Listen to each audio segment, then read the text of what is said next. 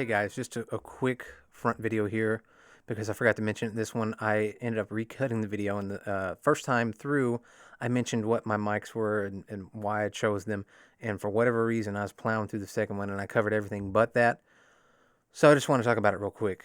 This video I am using Rode NT5s, but with the Michael Jolie Engineering capsule replacements that he designed to sound like a vintage KM84, not the newer KSM 84s. And he did a great job. The microphones sound great. I've shot them out with KM84s, and I chose these over that. And it takes away that peakiness up top. It creates a nice, smooth mid range. It's very clear, articulate, and I prefer that with my acoustic instruments, especially acoustic guitar. The transient response is way better. It's just a really, really top-notch sounding microphone, and in stereo pair, they're fantastic. And for the money, you can't beat it.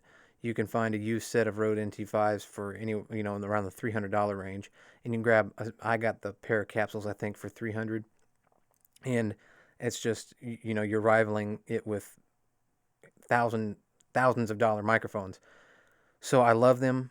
That's what I was using for this. I typically prefer small diaphragm microphones for acoustic guitar because it will help take a little bit of that bottom end response away and control the boominess. And with large diaphragms, they typically have a bigger proximity effect. Um, so that's typically my reasoning for that. But if I'm in a situation where I'm needing some girth from an acoustic, I'll go with a pair of large diaphragms, and in rare cases ribbons for if it's like really bright, or maybe it's a tenor guitar type thing. Or in that situation, I would probably go with something like that. But that is the reason for me using small diaphragm condensers, and my choice of particular microphone is because at the price point and what you're getting, the sound's absolutely unreal. So you need to check him out. Octava Mod Shop, I'm sure you've heard of him. He's made a name in the industry for flipping cheap microphones and redoing circuitries and capsules and things like that. So check him out if you haven't, because I have several of his microphones and they're wonderful. So I will put this at the front of the video so you know going into it what that part of the chain was and why I use it. So now onto the video, guys. Hey guys, welcome back to the BMG Loft today, and today is a very rainy day on Saturday, so I decided I would talk about my acoustic guitar miking, my favorite way of miking an acoustic. So I like the stereo pair, I like space pair, and I just have a slight variation of how I approach it. I prefer to cut the signal through a tube chain if I can, and really my chain is just a tube mic pre. In this case, we're running through the Apollo Twin, so I'm using the Manley Vox box because it sounds awesome on acoustic and bass, and it sounds good on anything. And just going straight in. I prefer a tube chain if I can because I don't like to compress an acoustic signal, and I just like to hit the tubes just enough to kind of saturate it and smooth those transients out. And if I need to compress, I'll compress later in mix down, and I prefer to uh, parallel compress. That's my preferred method for just about anything acoustic. And the reason I prefer stereo as well is because, really, honestly, the way I do it, you can choose whether you want to go mono and which side that you want if you don't want a stereo mic.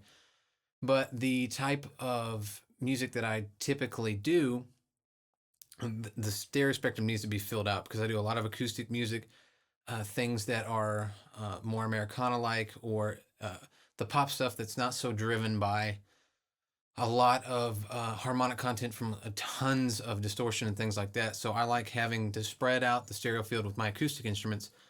And the way I do it is I like to have them anywhere from 12 to 18 inches, thereabouts, and then I'll space them apart to where this is hitting the back bout here, but it's getting the back of this hand and bridge area and the pick, so it's getting a lot of the body and a lot of the pick. And this is between 12 and 15, the standard miking with it, both. Again, they're both slightly pointed in, so they're not going straight at the sound hole and picking up a lot of the boom. And this way, You get a very focused sound. It's spaced out. You get a lot of articulation from this hand and a lot of articulation from this hand. And depending on the distance now, back, it depends on the room. If it's got bad room tones, or if it actually has room tones that you like to pick up, you may go back a little further. And if it's just a bad sounding room and that's all you got to work with, make sure you bring it in. Never record in the center of a room. This is just about for anything. It's lots of room modes there. And try to stay away from corners. And again, just use your ear, move around, move the mics around. But I still prefer a spaced pair for acoustic tracking. So what we're going to do is run through a few examples. Excuse me. Just clunking around here. And we'll see how it sounds. And we'll head over to the desk. And we'll talk about a few more things that you might want to look out for when you're tracking this particular way. So let's, without further ado, just clunk around here on my old Martin and get a few sounds going and see what you think.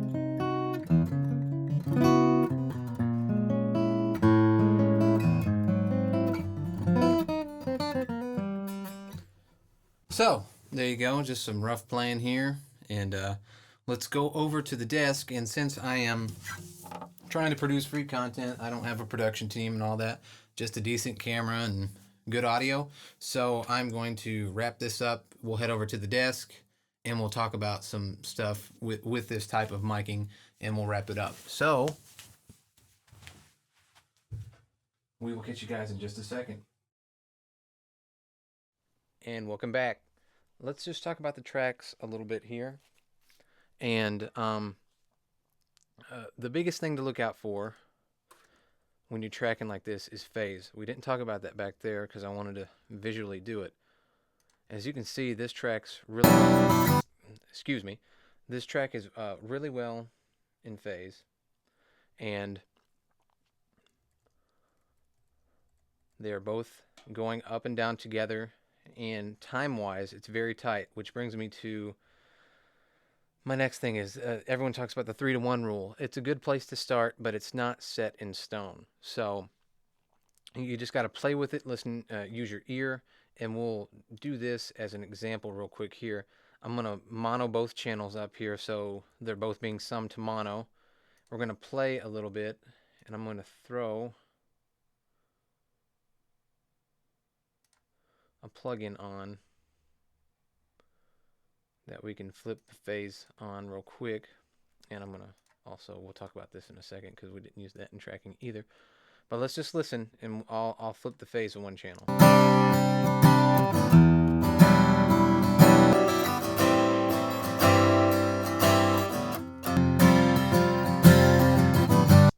As you can hear, the bottom end just disappeared when we flipped it, so we know we're in phase. Because if you start losing all your bottom end, you're definitely out of the polarity's messed up, or the time alignment's way out too, which can lead to it showing the waveforms up and down from one another. Now, with this technique, when you have a good room, I typically don't do much to it in mix down. But the only thing I would do possibly here, like, cause I like the sound of my room and the way I've tracked it with the signal chain.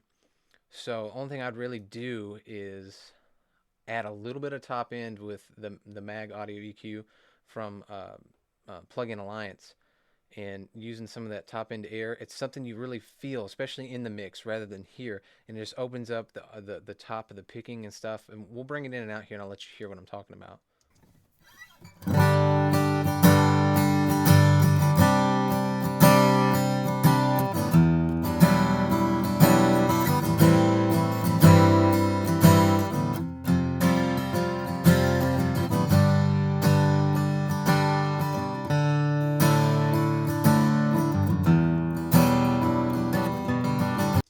So you definitely hear it, and but you really certainly just feel it more than hear it.